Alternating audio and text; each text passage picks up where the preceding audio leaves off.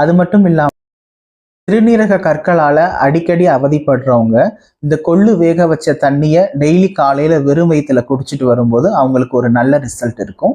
அது மட்டும் இல்லாம சிறுநீரகத்துல இருக்கக்கூடிய அதிகப்படியா எக்ஸஸா இருக்கக்கூடிய அந்த உப்பு சத்துக்களை வெளியேற்றுறதுக்கும் இந்த கொள்ளு ரொம்ப யூஸ்ஃபுல்லா இருக்கும்.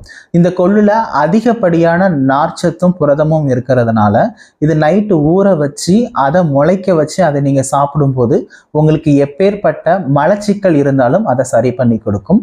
குறிப்பா பெண்களுக்கு சீரற்ற மாதவிடாய் இருந்தாலோ, அதே மாதிரி மாதவிடாய் காலத்துல அதிகப்படியான உதிரப்போக்கு இருந்தாலும், அதே நேரத்துல அந்த டைம்ல இருக்கக்கூடிய அதிகப்படியான வலிகளையும் இந்த கொள்ளை நீங்க வாரத்துக்கு 2ல இருந்து 3 தடவை எடுக்கும்போது சரி பண்ணி கொடுக்கும்.